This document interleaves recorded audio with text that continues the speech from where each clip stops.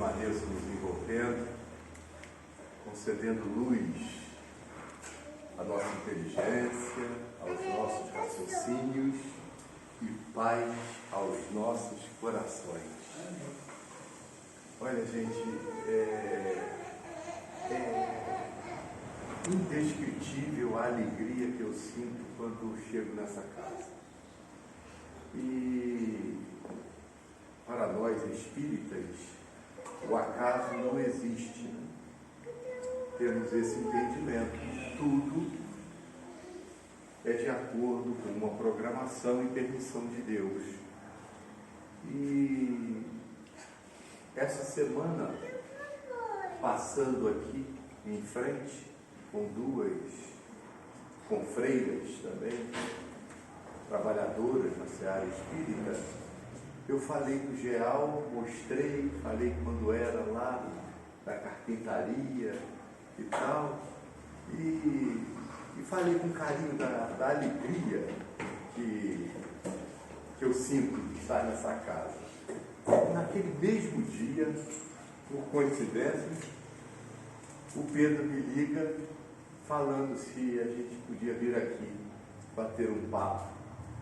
E eu vim com esse espírito, primeiro de gratidão e segundo para bater um papo realmente, uma conversa. Hoje não vai ser propriamente uma palestra como usualmente costumamos fazer. Espero não decepcioná-los, porque o tema tenho certeza, não decepciona nenhum de nós. Quer falar um pouquinho sobre o nosso querido Chico Xavier. E por que eu quero falar um pouquinho, desejo isso, peço permissão a vocês sobre o Chico? Porque nós estamos enfrentando uma profusão muito grande de oradores, de escritores, articulistas, espíritas, e que deve nos alertar, não para que nós nem condenemos e nem deixemos de ler. Muito pelo contrário, a própria doutrina preconiza que nós devemos passar pelo crivo do bom senso tudo aquilo que nos chega. Mas existem determinadas colocações que têm realmente nos preocupado muito, porque nós estamos vivendo um momento de transformação planetária que todos estamos identificando. São tantas as modificações e tão rápidas, tão céleres, que nos assusta. Muitas vezes a gente fica, como chegamos a esse ponto de tanta mudança com tanta rapidez?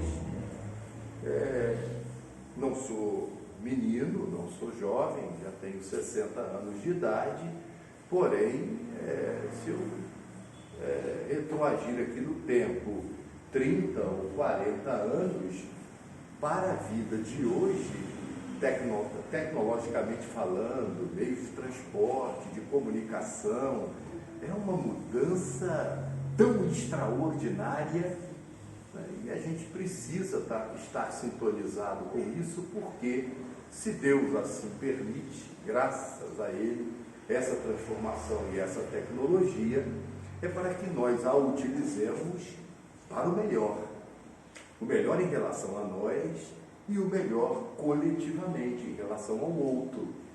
Então nós temos acesso às redes sociais, o WhatsApp é tão bacana, que aplicativo legal, né? Que bacana você mandar mensagens, receber mensagens, é tão rápido fazer ligações e tal. E às vezes a gente usa o WhatsApp para mandar coisas que não são tão bacanas assim. Nós, né? Mensagens, às vezes conteúdo que não é tão produtivo, né? Umas fofoquinhas que não caberiam mais, né? A gente pode, mas como nos adverte Paulo, a gente já não deve mais, né? Mas é uma ferramenta extraordinária, dentre tantas outras. Mas voltando ao tema da profusão de material dito espírita, e muitos são, e devemos aplaudir, e vamos analisar, temos visto coisas que nos assustam muito. Agora, recentemente, cerca de 30 dias, um pouco mais, um pouco menos, em torno disso, tivemos na Bahia o primeiro congresso espírita dos espíritas progressistas, espíritas de esquerda, politicamente falando. Isso dá ensejo ao congresso dos espíritas conservadores de direita ou de centro. E o que o espiritismo tem a ver com isso? Você, como cidadão, pode gostar de uma linha mais à esquerda, mais à direita, mais de centro, tem toda a liberdade, de acordo com a sua consciência, com o seu pensamento.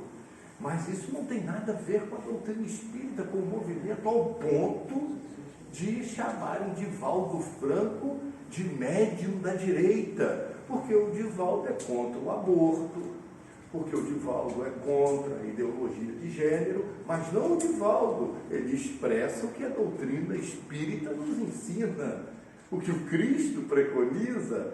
Então a gente tem que tomar muito cuidado, e é tempo de coragem, e não nos assustemos, nós sofreremos se colocarmos a nossa posição firme, cristicamente falando. Não vamos ter o aplauso de todos, sequer cúmpares espíritas. Vão nos ovacionar, ao contrário, vão nos vaiar, vão nos apedrejar com palavras. Não nos importa, porque o nosso compromisso tem que ser com a nossa consciência e com o Cristo. E aí vem o Chico. Que cada um seja como queira ser, a mim cabe ser como devo ser. No meio dessa profusão de obras, de livros, de textos, que são bacanas, e na internet então com essa ideia agora de fake news, é brincadeira, existe um aplicativo agora, eu não sei se é do conhecimento de vocês, que é de dificílima identificação. Porque o aplicativo ele coloca a sua fisionomia, ele monta discursos feitos por você, ele replica o teu gestual e não é você. É dificílimo identificar, imagina. Mas eu vi, era o Pedro, eu estava lá falando, eu vi, era o Davi, era o André, eu vi, e não éramos nós. Então, mais do que nunca, o alerta de que muitos são chamados e poucos os escolhidos, cuidado com os falsos profetas, muitos falarão em meu nome, nada terão a ver comigo. A gente tem que olhar isso com cuidado, com muito cuidado. Então, são às vezes confrades nossos, aplaudidos pela maioria, mas que requerem de nós certa observação. Existem os arautos do Apocalipse, como se o mundo estivesse realmente acabando, como se a coisa estivesse num caos tremendo, enquanto a gente vê que existe um comando superior, que é o comando de Deus. Então, em meio a essa profusão, eu confesso a vocês que fico com Chico. Em meio a essa profusão, com todo respeito, eu fico com as obras de Joana. Em meio a essa profusão, eu fico com as obras de Raul. Então a gente tem algumas.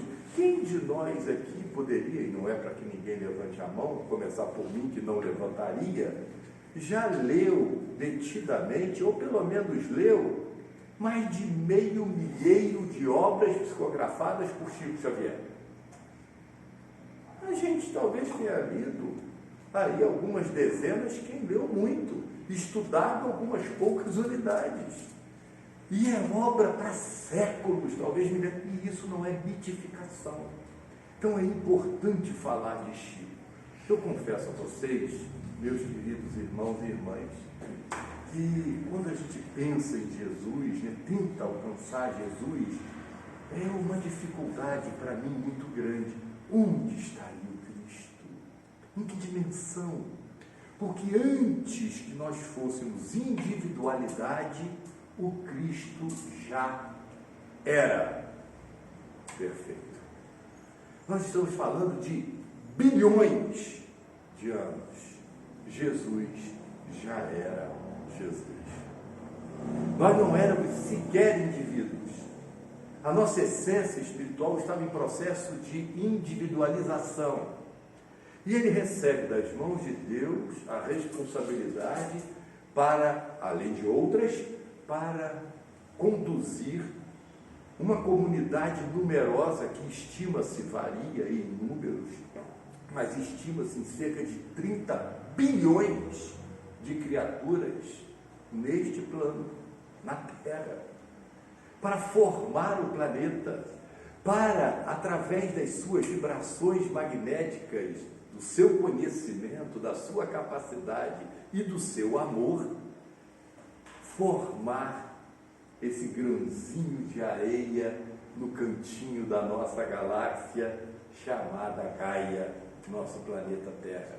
O resfriamento gasoso, depois as águas, o primeiro ser unicelular, depois formas um pouquinho mais elaboradas de vida, depois saindo dos oceanos para os répteis, até chegar aos mamíferos, as mudanças, o resfriamento planetário, até o momento em que um organismo físico tivesse condições de receber uma individualidade espiritual.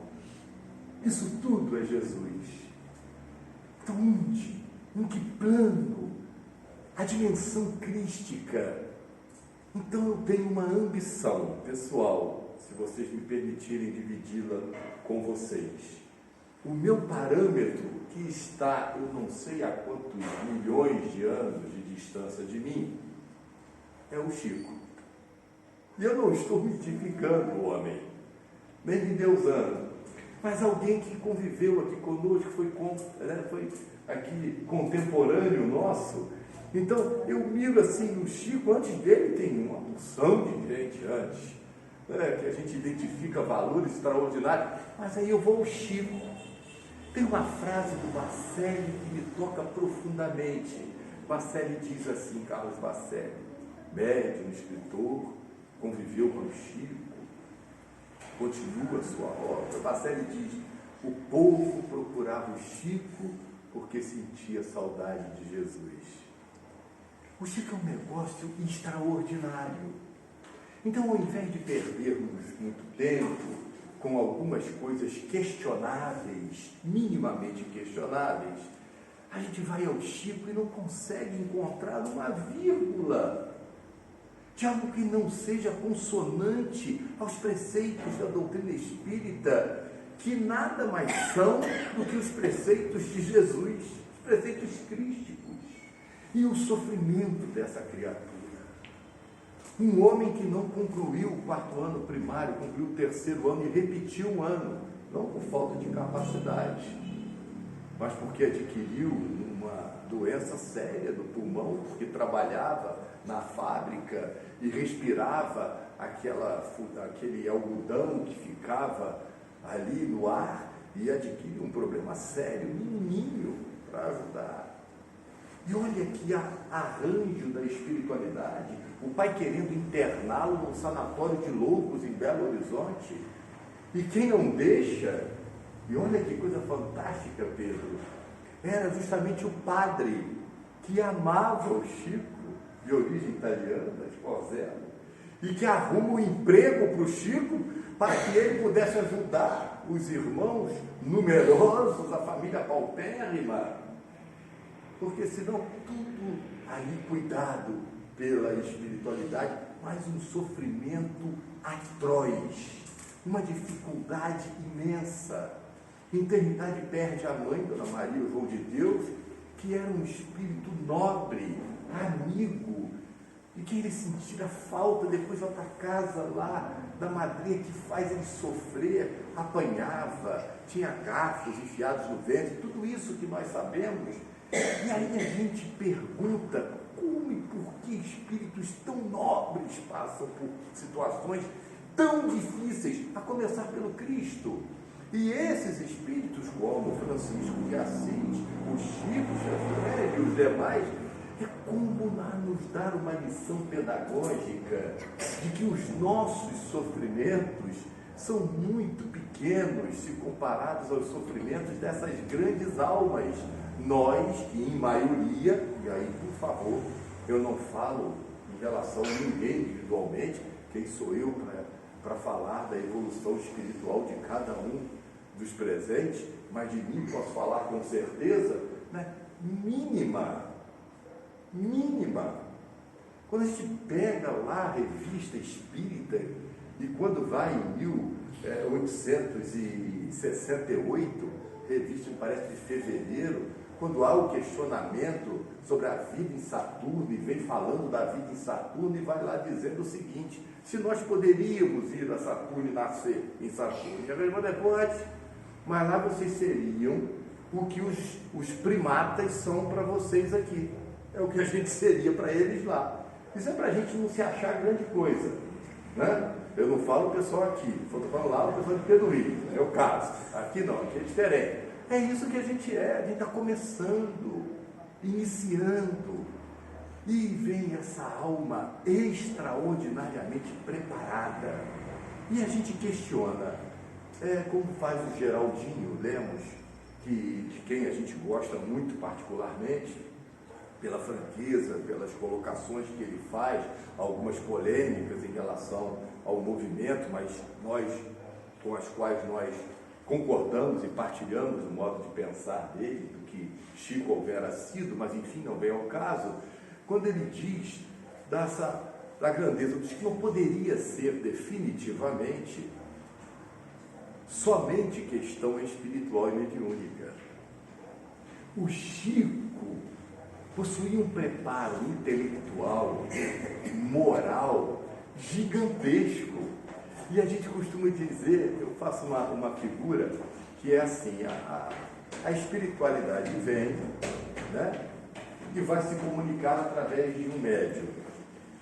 Então eu faço a seguinte figura de comparação: a espiritualidade vai pintar um quadro, mas depende muito da paleta de cores que o médium possui.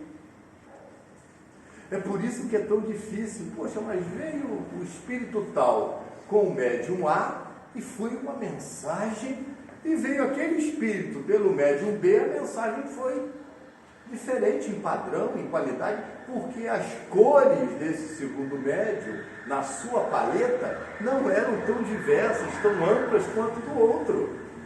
O patrimônio intelecto-moral do médium é importantíssimo, e isso não tem a ver com a cultura dessa existência, é a sabedoria acumulada em milênios de experiência. E veio o Geraldo Lemos e faz algo fantástico.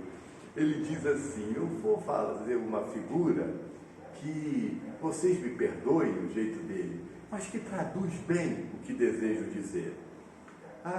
Os espíritos são como aviões, e os médiuns são os aeroportos. Então existem aqueles aeroportos que são aeroportos de terra.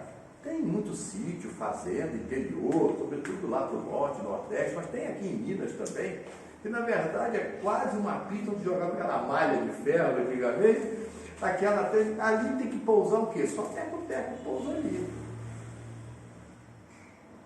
Existem outros aeroportos, também simples, mas que já tem a pista asfaltada. Já cabe um aviãozinho um pouquinho melhorzinho. Tem outros aeroportos que são aeroportos de cidades grandes, de médio para grande porte, onde vêm aviões mais poderosos. E existem aeroportos internacionais, Guarulhos em São Paulo, Tom Jobim, Galeão aqui no Rio de Janeiro, Confins em Belo Horizonte, e por aí vai, e que pousam essas aeronaves que levam quase 1000 pessoas dentro. São aeronaves fantásticas, e é um aeroporto todo preparado para que aquele avião pouse. Então a mediunidade é assim: existe o médium que é só para o teco-teco. Já existe aquele médium que é para aeronave poderosa. E o Chico era um aeroporto para pousar aviões gigantescos. pela capacidade intelectual e moral que ele já possuía. O Geraldinho narra que o Chico, já jovenzinho, né, depois dos 17 anos, quando ele se torna oficialmente médium espírita, porque mediunidade acompanha o Chico desde do nascimento, o Chico contava que se recordava, né, de situações enquanto estava sendo o seu corpinho gerado no ventre de sua mãe. Depois outras experiências que o Chico narra. Olha que coisa fantástica ele dizer que com 4, 5 anos de idade, ele já jovem, né, ele se recordava de que com 4, 5 anos de idade, ele sabia de cabeça todas as páginas, todas as passagens de O Evangelho segundo o Espiritismo. Ele guardava isso dentro. O que seria isso? Que homem fora este para guardar de cabeça tudo isso? Para mim, a resposta é única. No entanto, é o Chico. Ele possuía todas as formas de mediunidade descritas por Allan Kardec no Livro dos Médiuns. A psicofonia, a psicovidência, a psicoaudiência, e muitas delas conjugadas, como a psicovisão e psicoaudição.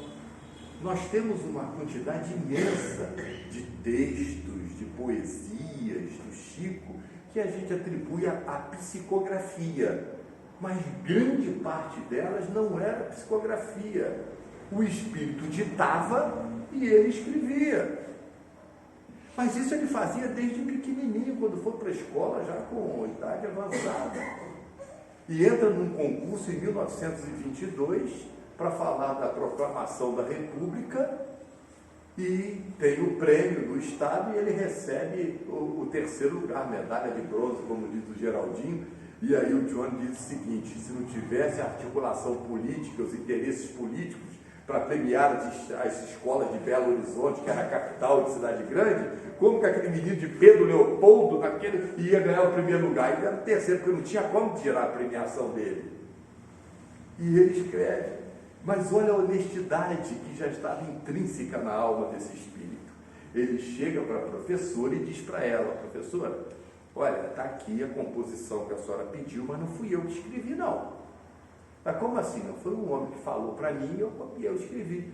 E ela, achando que aquilo era coisa da mente dele, não, meu filho, você pode entregar. E ele ganhou esse prêmio. Já começou ali o problema, porque já se dividiu se ele era, não era, confiável. E aí uma coleguinha da turma disse que ele havia colado, copiado aquilo de algum livro. E propõe um desafio para o Chico. Vocês conhecem essa passagem? Propõe um desafio e diz assim: não, nós vamos... A professora, ele vai para o quadro negro, na época o quadro era negro, no giz, e ele vai escrever. Eu vou dar o tema, disse a coleguinha dele. Eu vou dar o tema. E aí, ela, tudo bem, a professora: Chico, você aceita? Chico ficou assim, meio titubeante, aquele mesmo homem que ditara a composição sobre a proclamação da República, 100 anos de independência do Brasil, no julgo português, falou: pode aceitar e vai para o quadro. Ele: sim, senhora, aceita. E foi o Chico, imprimindo no quadro. E aí, qual era o tema? Aí a coleguinha diz: eu quero que ele escreva sobre areia. Caramba! Aí todo mundo: agora o Chico se lascou. Agora, tadinho, não vai ter jeito. E aí o Chico: escreve lá, Chico, e ditou. E é mais ou menos assim: meus irmãos, não escarneceis do pequenino, não escarneceis do grão de areia, que apesar de ser pequenina parcela de matéria no mundo, tem a capacidade de refletir a luz do sol, a luz de Deus para todos nós. Ninguém falou mais nada. Olha só que coisa fantástica. E ele começa a enfrentar uma série de problemas, uma série de dificuldades. E é dentre todas as situações mediúnicas do Chico, há uma parte que muitos desconhecem, o efeito físico de materialização. Chico começava a estudar doutrina e teve notícias de Peixotinho, né? Peixotinho queria conhecer Peixotinho, então e veio ter com Peixotinho na reunião de materialização. E o Geraldinho faz uma graça danada que diz que o Chico, nesse dia que se materializou a irmã Sheila e José Grosso e outros espíritos e tal, e André Luiz e tudo mal, diz que o Chico falou assim: foi a primeira vez que eu tive certeza que eu não era doido, o Chico, porque eu falava para as pessoas: você viu o doutor Bezerra? Ninguém viu. Você viu o André Luiz? Ninguém viu. Você viu Emmanuel? Ninguém viu. Mas materializado, todo mundo viu ele, fazendo graça, que era o jeito dele se fazer o último, sendo o primeiro. O último, nunca se jactando da sua capacidade. E começaram as reuniões de materialização. Lá com o Dr. Martins Peralta, que foi presidente da Sociedade Espírita de Minas, vindo de Sergipe, e veio desenganado. Eu não sei se contei já esse caso aqui, sobre o Chico. Ele veio e tinha 2 cidades que foram recomendadas, Petrópolis e Belo Horizonte. E ele escolheu Belo Horizonte porque ele queria conhecer o Chico. Chico, à época, morava ainda em Pedro Leopoldo, que dista cerca de 40, 50 quilômetros só de Belo Horizonte. Uns dizem 30 quilômetros, mas para não errar, a gente fica entre 40 e 50. Depende de onde você saia de Belo Horizonte hoje. O fato é que ele foi, e numa reunião dessa de materialização, com o Chico deitadinho lá, materializa-se irmã Sheila. E uma observação: todos diziam que as materializações, quando o Chico era o médium de efeito físico para a materialização, eram muito mais nítidas, perfeitas, do que com o próprio Peixotinho, que era um médium extraordinário, porque era o Chico. E chega a irmã Sheila para o doutor Martins Peralta e pergunta a ele o seguinte: ele com tuberculose, ele desenganado pela medicina praticamente, uma situação delicadíssima, e com um sotaque alemão típico, pergunta a ele, ela pergunta: você tem fé? Deve ter sido mais ou menos assim, nesse tom. E ele: tenho, sim senhora.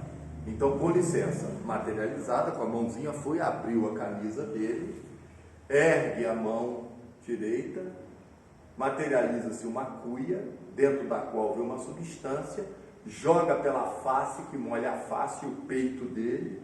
Ele falou que sentia, relata o Dr. Martins Peralta, uma euforia física, saiu dali e nunca mais teve nem traço de tuberculose, graças ao efeito físico, à mediunidade de Francisco Cândido Xavier. Tempos passados, em uma das reuniões, imagina que encantamento, estava numa reunião com o Chico e materializado o Emmanuel, olha que coisa extraordinária. E no final da reunião materializa-se Emmanuel e diz Arnaldo Rocha, também Dr. Martins Peralta, um homem de quase 2 metros de altura, com a vestimenta típica de senador romano da época, na mão esquerda aquela parte da toga lançada, daquela vestimenta de senador romano, o Evangelho segundo o Espiritismo, e com a mão direita erguida uma tocha acesa. Era assim que Emmanuel se apresentou. E a gente imagina esse quadro e a emoção toma conta do coração da gente. E disse que aquela seria a última reunião de materialização do médium Xavier. Que o médium Xavier, referido ao Chico, não teria mais permissão de participar desse tipo de reunião, porque a materialização poderia curar alguns corpos, poderia até impressionar positivamente algumas mentes, mas somente a tarefa do livro, e aí tem a ver com a página inicial que me tocou muito, somente a tarefa do livro, do estudo, lograria tirar da escuridão para a luz uma quantidade incontável de irmãos que vivem no sofrimento da ignorância. Olha que coisa extraordinária. E o Chico, então, a partir dali, deixa essa atividade e intensifica a mediunidade de psicografia e também dessa de psicoaudiência, onde ele escrevia. Mas existia o fenômeno físico também do Chico em menores proporções, como conta também, relata a quem convivia com ele à época, da fluidificação da água. Em princípio as pessoas pediam, depois deixavam de pedir, e aquilo acontecia naturalmente. E eu gostaria de dividir com vocês uma experiência, porque por misericórdia, e eu falo isso do fundo do meu coração, porque não existe maior orgulho do que a falsa humildade.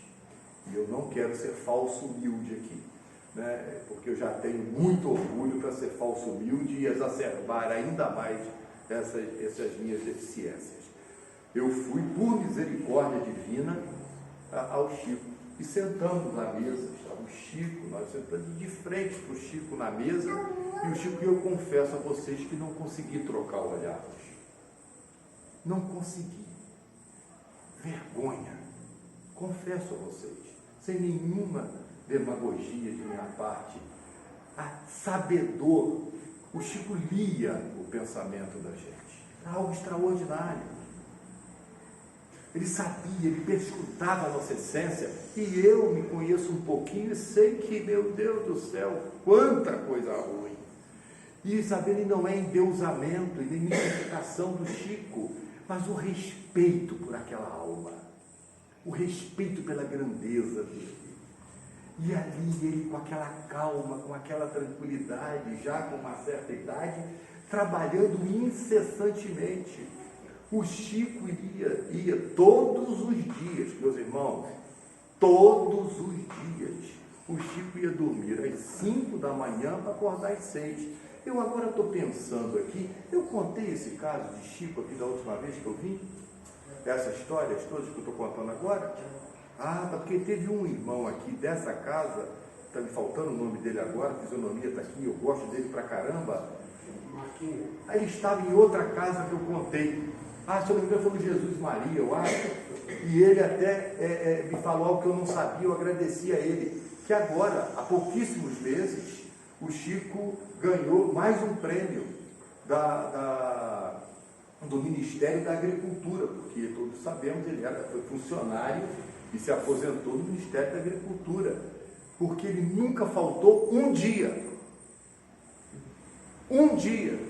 Aí premiaram ele agora. Falei, caramba, que coisa extraordinária. Eu não sabia agradecer a ele. Foi agradecido do Marquinhos, então. Não, Nelson.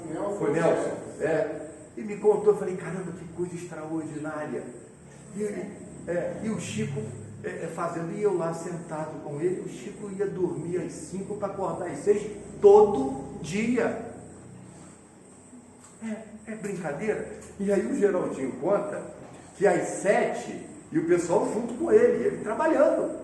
Ficava acordado, trabalhando bem, psicografando, respondendo e etc. E então as pessoas chegavam e falavam assim, ô Chico, às 7 horas da manhã o Chico mandava acordar, porque já tinha levantado, já tinha feito café, ele preparava o leitinho, o alimento dos cachorrinhos e dos gatos dele, não permitia que ninguém alimentasse os animais, ele fazia questão de alimentar. E chamava, eu Geraldinho com 20 e poucos anos, falando, meu Deus, não aguento esse homem, o senhor vai me matar, não aguento. E ele trabalhava sem reclamar, e um dia falaram, como é que tu vai dormir às 5 ou às 6? Ele falou assim, às vezes eu durmo um pouquinho depois, porque as pessoas me pedem prece, aí eu vou na casa de fulano, de Beltrano, de Ciclano, ou seja, eu dormia, olha, só se preocupando com o outro. Algo extraordinário era esse trabalho do Chico. E por que a gente está falando sobre isso? Para que a gente mergulhe nessas obras extraordinárias que o Chico levou para a humanidade. Pouquíssimos espíritas conhecem as obras mais... Nunca leram, por exemplo, há 2000 anos, 50 anos depois, Renúncia, só para falar de alguns, Parnaso de Alentume, que foi o primeiro, 56 poetas. Nem ouviram falar. E aí a gente chega, e que aí vem a importância do estudo, da literatura. É necessário. A coisa não vai ser resolvida num passe de mágica. É preciso um pouco disso. Outra mediunidade que o Chico apresentava, que também é pouco discorrida, é da psicometria. O Chico era extraordinário. Ele recebia, ele pegava aquelas senhorinhas que o ajudavam e as editoras mandavam mensagens. Como hoje a gente tem ali fora mensagens que você pode levar, elas recortavam as mensagens, deixavam, botavam no envelope. Não tinha na época o WhatsApp. Imagina o Chico no WhatsApp. Meu Deus do céu, o grupo desse homem. Que coisa. Aí botava lá, só escrevia o remetente. Francisco Cândido Xavier, Uberaba, Caixa Postal 56, Minas Gerais, Brasil e tal. E não colocava o destinatário.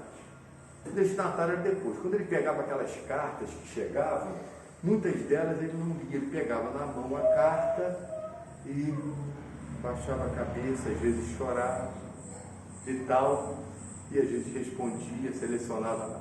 E aí as pessoas perguntavam um dia, a tia-avó de Geraldo perguntou: Chico, escuta, você está respondendo, cara, essa irmã nossa, ela está numa dor muito grande, porque o filho adentrou no caminho das drogas e ela está sofrendo um sofrimento indizível. E eu estou falando: mas Chico, você não leu a carta? Eu não sei o que acontece comigo. Eu pego aqui a carta e eu já sei. Ele sabia sim, mas a humildade não permitia que ele dissesse. Ele já sabia. Quando o Chico saía para fazer as suas coisas do dia a dia, passava numa determinada banca, comprava todos os jornais, revistas, Geraldinho comprava até Contigo, Geraldinho conta essa parte. Levava tudo. E a gente falava: mas Chico, você não tem tempo para ler? Ele falou assim: não sei o que acontece, usou o mesmo argumento. Eu passo a mão na revista, já sei o que o editor pensou, falo, e aí se é coisa boa, eu gravo, se não é coisa boa, eu deixo de lado, deixo para lá. A psicometria. Então a gente tem essas histórias dele fantásticas do Chico. O odor que o Chico exalava era um negócio extraordinário. Aquilo saía dele de verdade. Era um negócio fantástico. O cheiro de rosas, ele amava rosas. E tu se aproximava do Chico, parecia que estava tomando banho de perfume o tempo inteiro. Não é à toa que a NASA veio pesquisar o homem, porque era assim mesmo. E o Geraldinho conta que a sua primeira esposa, chamada Eliana, a família morava na cidade de Franca, e de vez em quando o Chico ia para lá e se hospedava na casa dos pais dela. E ele chegava na casa em torno das 3 da manhã, então o Geraldinho falava: bem, se é hora de chegar na casa dos outros. Coisa de Chico. O Chico era extraordinário. Chegava e a esposa do Geraldinho reunia todo mundo para fazer uma prece. Ô, seu Chico, você poderia fazer uma prece por nós, pela nossa casa e tal? E o Chico dizia: sim, posso fazer essa prece. E ele começava a fazer a prece e a casa se enchia de perfume de rosa, né? E o pai dela, católico, fervoroso, muito ali naquele tempo: esse Chico, ele deve trazer uma bisnaga de perfume aí dentro do sapato, embaixo do sovaco, alguma coisa acontece com ele, mas daí eu vou pegar ele, pode deixar, vou ficar de olho bem aberto, eu vou pegar. O tempo voltou, chegou, o Chico chegou lá, aí a dona Eliana pediu a mesma coisa, o Chico começou a fazer a prece, aquele cheiro de rosa, e o homem estava assim, olhando, de olho aberto, olhando, e o Chico lá fazendo e tal. Quando terminou e tal, o Chico vira: ô fulano, meu querido irmão, você faz muito bem, mantenha os seus olhos bem abertos. Era difícil pensar perto dele, era um troço extraordinário, e aquela humildade.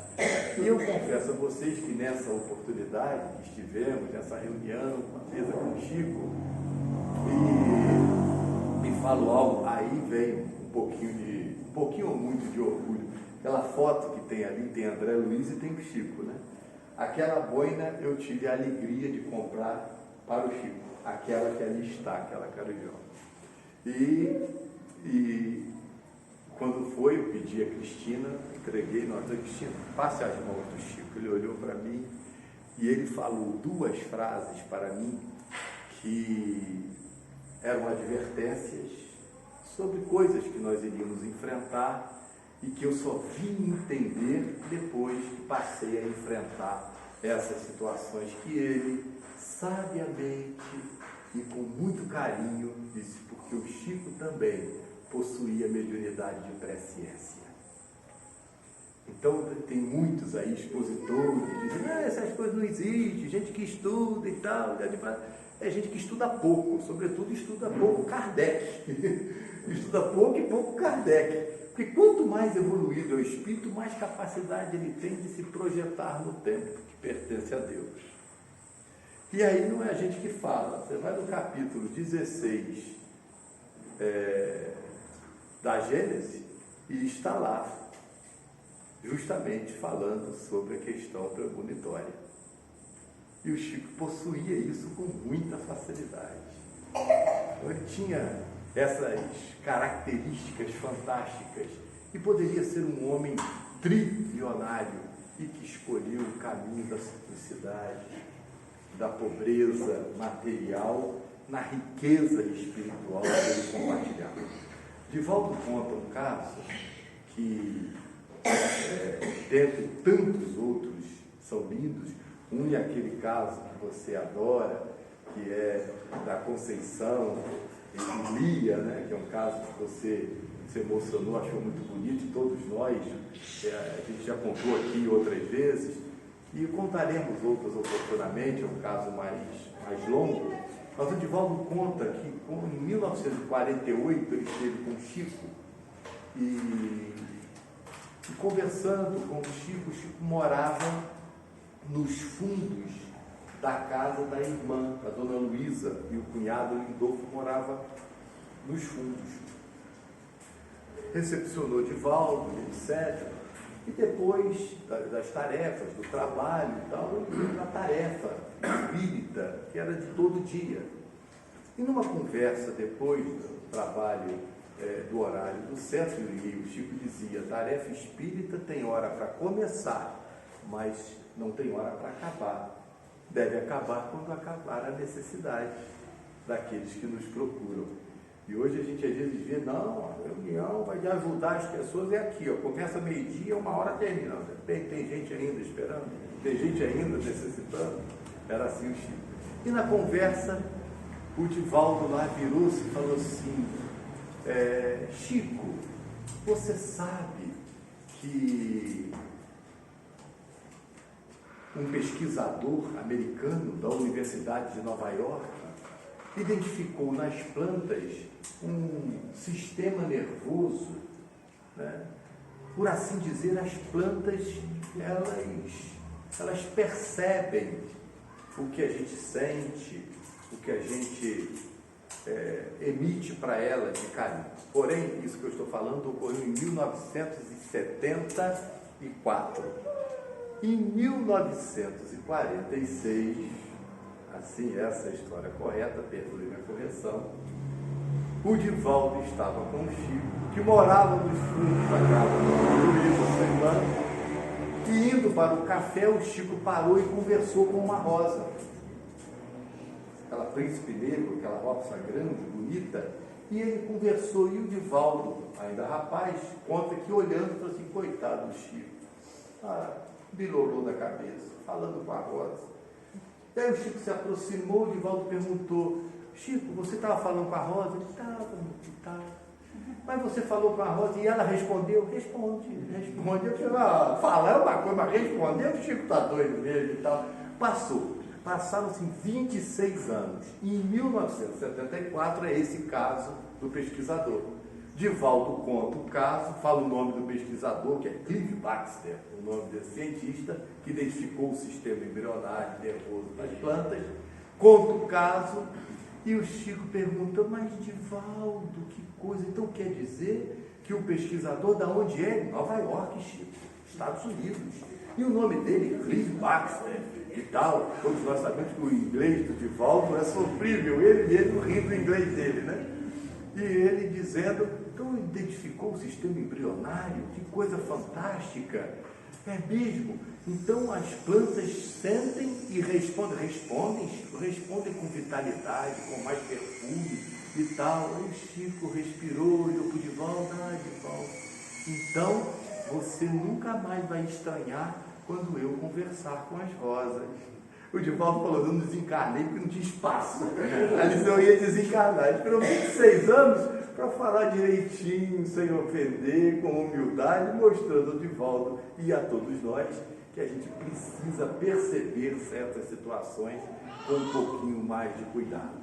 Assim sendo, meus queridos e amados irmãos, em um mundo de transformação acelerada como o mundo de hoje, onde o meio e os meios de comunicação, sobretudo as mídias sociais, estão repletas de mensagens, assinadas por, entre aspas, Bezerra de Menezes, entre aspas, Emmanuel, entre aspas, Chico Xavier, e que nunca tiveram e não têm em grande parte nem a ver com Emmanuel, nem com Chico, nem com Bezerra, nem com doutrina, nem com Kardec.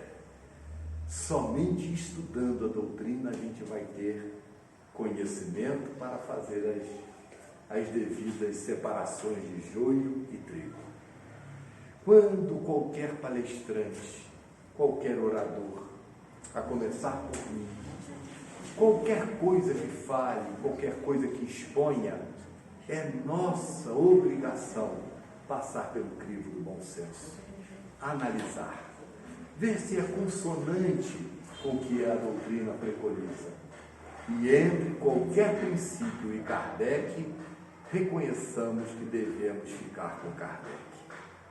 Porque Kardec, e eu não vou fazer nenhuma correlação ao Chico, que para mim foi ele, e eu coloco aqui de público, mas não é o caso de polemizar, Kardec é um espírito extremamente capacitado, nobre, mestre em várias ciências, a começar pela retórica, preparado ao longo de muitos e muitos séculos para receber de fato das mãos do Espírito Verdade a responsabilidade de trazermos o Consolador que Jesus nos prometeu.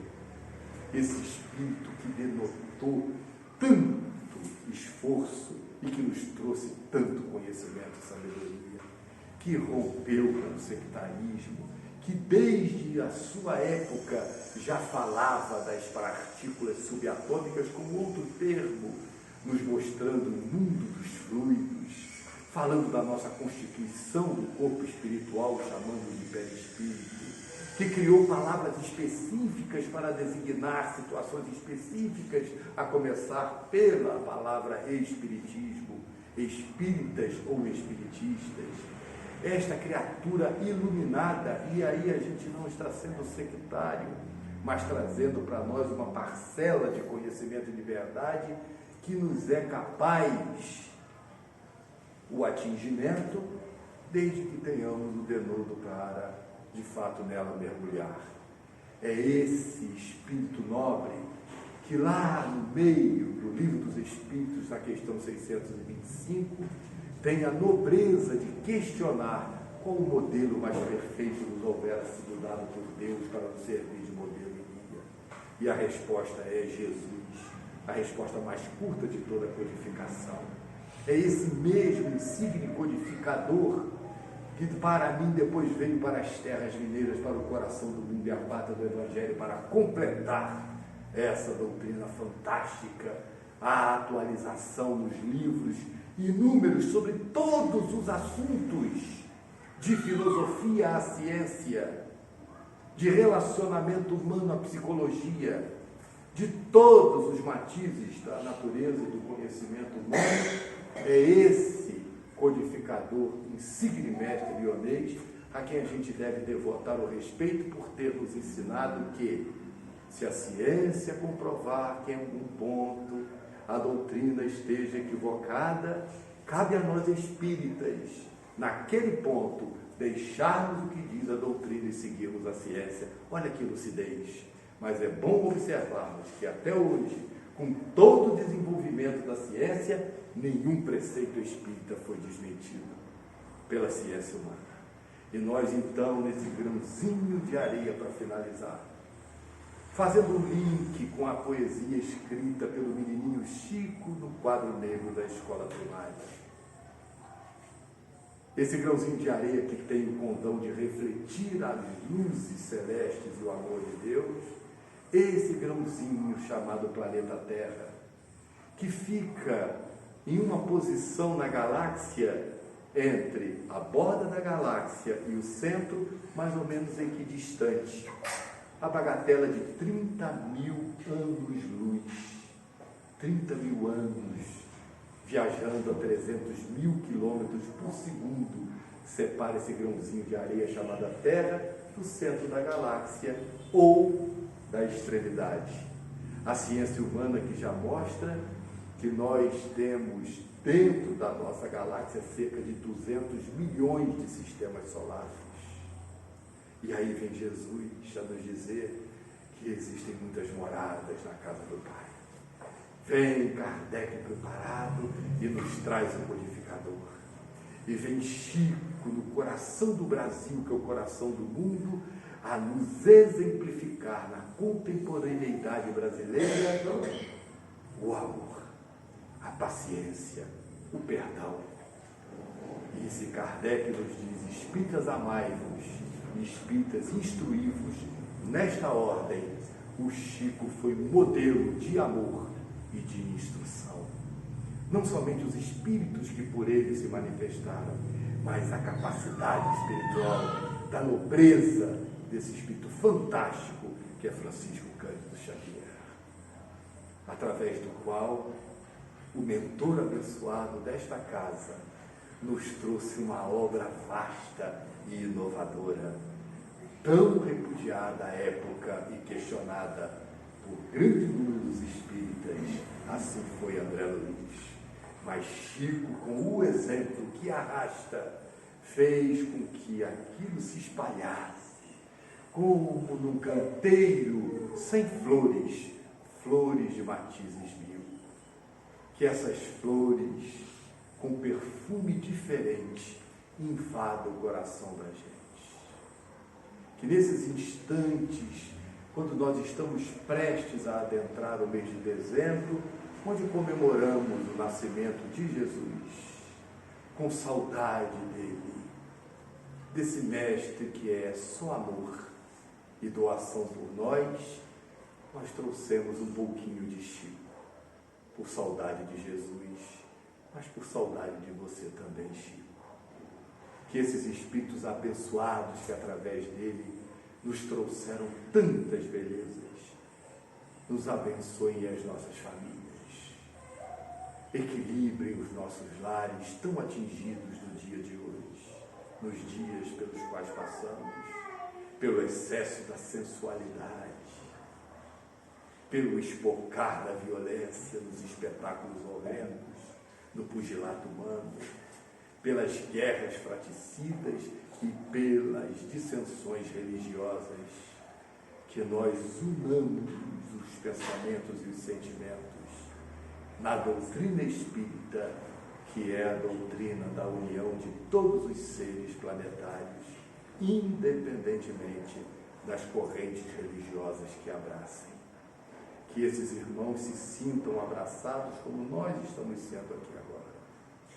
Que esses irmãos espirituais que nos deram a honra de estarem conosco participando desta noite festiva, onde de fato o que estamos fazendo neste Black Friday espírita é de fato uma grande liquidação de gratidão a essa nobreza espiritual chamada Francisco Cândido Xavier, de devotamento ao mestre incomparável que é Jesus, e que tenhamos as mãos repletas neste dia, como se estivéssemos em uma grande loja de departamentos, repletas de coisas boas, a começar pelos nossos pensamentos, sentimentos e palavras, para partilharmos com aqueles que conosco convivem, a começar pelos nossos lares,